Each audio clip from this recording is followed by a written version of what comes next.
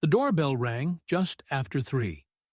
I remember the time because the light had shifted in that late afternoon way, golden and soft, stretching across the hardwood floor like it, too, was reaching for something. I had just set down the grocery bags when I heard it, that polite double chime that meant someone wanted something, but not too urgently. When I opened the door, the scent met me before the color. Lilies. White lilies. The kind you notice in funeral homes or wedding aisles. But these had no solemnity. They were alive, bursting with fragrance, their petals wide and dewy in the heat. They were stunning. "Delivery for Mrs. Hastings," the young man said, holding out the bouquet like it belonged to her before I even confirmed it. My wife appeared just then, stepping barefoot into the hallway. Her toenails painted that faint peach she always favored. "Oh," she said with a smile that didn't quite reach her eyes. "Those must be from a friend." "A friend?" I echoed, my voice too casual to be curious. She nodded, already turning away, her shoulder lifting in a dismissive shrug. She placed the flowers in the vase near the window, the one I bought her years ago on a rainy Sunday from a roadside antique shop. The afternoon light made the petals glow, and the whole room filled with that heavy sweetness, intoxicating, and a little too much. She adjusted the stems with care, but without reverence, like she'd done this before. "Which friend?" I asked, trying for lightness, but the question settled between us like dust. She waved it off. "Oh, just someone from my book club." And that was that. She walked into the kitchen, humming slightly, and the soft clatter of glasses followed. I stood there a moment longer than I meant to, watching the flowers, smelling them. Something about them didn't sit right. Not just the lilies, but the neatness of the ribbon, the thickness of the paper, the tiny droplets still clinging to the leaves like morning had followed them inside. And then I saw it. Tucked between the stems, almost invisible unless you were looking for it, was a small white envelope, sealed. No name on the outside, no smudge of lipstick or flourish of handwriting, just blank. I glanced toward the kitchen. The hum had stopped. She was washing something. Maybe the wine glasses from last night, when we sat together but didn't talk much. My fingers brushed the envelope. I hesitated. Not because I feared what I'd find, not yet, but because I realized something deeper than suspicion had stirred. A knowing. Faint, like the first echo of thunder far off in the hills. The card was warm from the sun. I picked it up, and for a long moment, I simply stared at the seal, unsure whether opening it would unravel the life I thought we had. I used to buy her flowers. Not often, not with any kind of routine, but in those early years, when our love was still fresh and clumsy with promise, I'd bring home daisies wrapped in brown paper or sunflowers taller than her shoulders. Once, I tucked a single peony onto her pillow before she got home from work.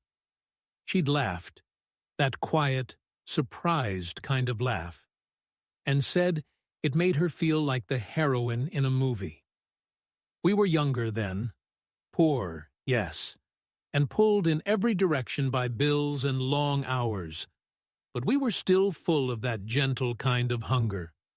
We'd fall asleep with our feet tangled, wake with dreams shared like secrets. Her voice used to soften when she said my name. She used to rest her head against my chest and say, "This, right here, this is home." We built a life together, not glamorous, not without dust in the corners or arguments whispered in parking lots, but it was ours. We made it out of routines, out of grocery runs and oil changes, and inside jokes carved from the mundane. The years passed like weather, some stormy, some soft, but always together. And then something changed. Not overnight, not all at once. but slowly, the way wallpaper fades in the sun. At first, I thought it was just the season. The kids were grown. Work was heavy. We were tired. But tired turned into quiet. Quiet turned into her phone always flipped screen down, into whispered giggles in the hallway when she thought I was asleep, into late-night errands that didn't quite fit her usual rhythms. She started getting text messages that made her smile to herself. She'd pull the phone close when I walked by, like it held something delicate and forbidden. "Work stuff," she'd say when I asked. She stopped singing in the kitchen. She started sleeping with her back to me. And yet, I didn't ask. Not really. I told myself it was a phase. I told myself all marriages have cycles, that it would pass, like all the other rough patches before. But something deep inside me had begun to knot, and every day that knot grew tighter. Which is why, when those flowers arrived, so grand, so fragrant, so not from me, I felt that knot tighten into something almost painful. I sat in the living room long after she'd retreated upstairs. The sun had dipped low now, throwing shadows against the bouquet. It looked theatrical, like something staged. And the envelope. It still sat there on the table, untouched. I picked it up again. I told myself it might be nothing. But there's a way a man knows, not from facts, but from the silence between them. My hands shook slightly as I broke the seal. The card slid out, thick and expensive, cream-colored with an embossed edge. Inside, the handwriting was familiar. Too familiar. "Last night was a dream. I can still smell you on my skin. Counting the hours until next time. Yours, always. M." I didn't breathe. My eyes read it twice, then again, as if the letters might rearrange themselves into something less cruel. M, I didn't know an M, but she did. And suddenly, the lilies didn't smell beautiful anymore. They smelled like goodbye. "Last night was a dream. I can still smell you on my skin, counting the hours until next time. Yours, always. M." I read it again. There was no ambiguity in those words, no way to interpret them as platonic, no generous lie I could tell myself. The phrasing was intimate, raw, the kind of message that doesn't come from a friend or a colleague. It comes from someone who's known your body, who's tasted your breath and left fingerprints on your silence. My stomach twisted. For a moment, I just sat there, card in hand, the soft rustling of the flowers the only sound in the room. The lilies swayed slightly, as if the room itself exhaled. And maybe it had. Maybe something inside me had finally loosened, even as the rest of me clenched. I turned the card over, half hoping there'd be more. An address, a name, a mistake. But it was blank. M. Just the single initial, curled like a secret. My mind raced. M? Her friend Marlene? No, she'd never write anything like that. Marcus, her old college friend? Too far. Miles, the accountant she swore was harmless? My chest burned. But it wasn't just the card. It was the weight of everything before it. The missed calls she brushed off with a smile, the makeup that seemed too carefully applied on nights when we weren't going anywhere, the way she used to fall asleep curled against me, and now seemed to melt into the farthest corner of the bed. And there was the dinner last month, a Tuesday. She came home late, said the girls had gone for wine after a Pilates class, but her shoes were scuffed in a way that said sidewalks, not studio. Her laugh had been loud, a little too free. I remember brushing her coat that night and catching a scent, not her perfume, but something muskier, spicier. I'd said nothing, just folded it carefully, like always, because I wanted to believe. I needed to believe. What kind of man suspects his wife of 20 years and says nothing? The kind who's afraid the truth might be worse than the silence. I looked up at the ceiling then. Our ceiling, the one we painted together after the roof leak. She wore an old sweatshirt of mine and dotted my nose with white primer. We laughed. I'd kissed her with a mouthful of mint gum and dust. That ceiling still held a faint watermark, a flaw we never fixed. I used to find it charming. Now it just looked like rot. I placed the card back on the table, stared at it like it might blink first. Then I stood. I didn't storm up the stairs. I didn't shout her name or demand answers. I walked to the sink and washed my hands, slowly, mechanically, as if the scent of those words had soaked into my skin. Upstairs, I could hear the creak of the floorboards. She was getting ready for bed. I didn't go up. Not yet. I poured a glass of water, sat back down, thought about everything, not just her, but us. The love we'd built, the life we'd buried beneath routine. Was this a moment of weakness for her? Or something far deeper? Had I lost her years ago without even realizing? The water in my glass trembled slightly in my hand. I placed it down. Tomorrow, I'd confront her. Tomorrow, I'd look her in the eyes and ask the question I was afraid to hear answered. But tonight, I sat with the card, with the lilies, with the quiet, and I waited for the moment to come. The house was still. That kind of stillness that settles when something is waiting to happen. I stood at the base of the stairs, the card folded once in my palm like a secret. She was in the bedroom, the soft scrape of a drawer opening, the distant hush of slippers against the floor. When I entered, she was brushing her hair in the mirror, slow, even strokes. She caught my reflection and smiled faintly. "You scared me," she said. "You're quiet tonight."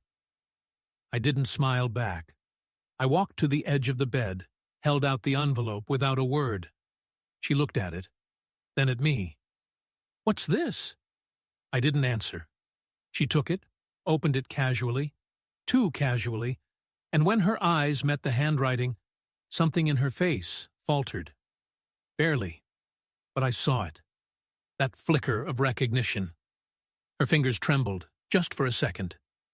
"I found it in the flowers," I said softly. Her voice caught. "You went through my things?" "They were on the table," I replied, calmer than I felt. "The card was tucked inside." She swallowed. A pause. Then her voice shifted, sharper now, defensive. "That's private, you know. I can't believe you—" "Stop." I didn't raise my voice. I didn't need to. "Just tell me the truth." She folded the card back, hands working slowly, precisely, as if neatness might erase what it said. "It's not what you think," she murmured. "Then what is it?" I asked. Silence. She looked down at her lap, then back up. "It's complicated." "No," I said. "It's not. Either you're having an affair or you're not. Either someone else calls you his, or they don't." "I didn't plan this," she whispered. I nodded, the way someone does when they've already heard the verdict. "Who is he?" She didn't answer. I asked again. "Who is he?" Finally, she said, "His name's Marcus." My stomach twisted. I had suspected. But hearing it, giving the ghost a name, made it real. She reached out then, gently, like I might still be reachable. "It started last spring. I didn't mean for it to. I was lonely, and you were always so—" "So what?" I cut in, still calm, still steady. "So present? So reliable? So boring?" Her mouth opened, then shut again. "I brought you flowers," I said, almost to myself. "Not lilies, not grand, but they were ours. I knew what you liked. I asked what you needed. Did he?" Tears welled in her eyes. It wasn't about flowers. No, I said. It never is. The air between us was thick now, not just with betrayal, but with the ghosts of who we used to be. The couple who shared long drives and held hands in the grocery store, who built a life one small kindness at a time. And now, this. I'm sorry, she said finally, voice cracking. But it was too late for sorry. I stood. My hands didn't shake anymore. I'll be gone in the morning, I said. Her eyes widened. Wait, we can talk about this. We can figure it out. No, I said.